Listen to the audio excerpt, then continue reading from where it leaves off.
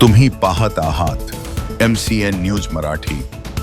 मंगरुळपीर तालुक्यातील शेलू बाजारपासून 2 किलोमीटर अंतरावर असलेल्या इच्छा नागी येथे दरवर्षीप्रमाणे याही वर्षी बारस निमित्त महादेवाची यात्रा उत्सवात साजरी करण्यात आली।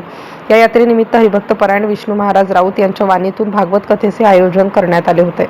यात्रेत महादेवाला नवस बोलण्याची परंपरा असून नवस कर्त्याच्या वतीने डोक्याच्या शेंडीला बांधून बैलगाड्या ओढण्याची परंपरा आजही येथे जोपासली जाते।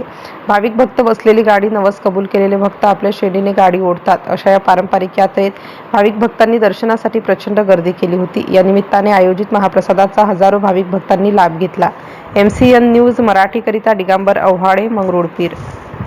इथं महादेव संस्थांच्या यात्रेच्या निमित्त सर्व काही जे नवस करणारी जी मंडळी असते त्यांच्या जे काही अपेक्षा असतात महादेवाकडून ते पूर्ण झाल्यानंतर जी गाड्या ओढण्याचा त्यांचा जो कार्यक्रम असतो, जे काही भाविक भक्त गाड्या ओढतात नेहमीसाठी, तर ते पहिल्या वर्षी 5 गाड्या असतात, दुसऱ्या वर्षी 7 गाड्या असतात, तिसऱ्या वर्षी 9 गाड्या आणि त्याच्यामध्ये भरगच्च बसलेली मुलं असून सुद्धा ते लोटतात।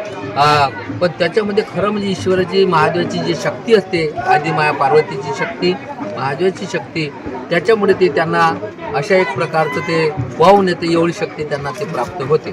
तर त्यांचे ते जे महादेव आहे, पार्वती आहे, ती त्यांच्या इच्छा पहिले काही त्यांचे जे म्हणणं असते ईश्वराबद्दल ते पूर्ण झाल्यानंतरच हे गाड्या ओढण्याचा ते कार्यक्रम करतात।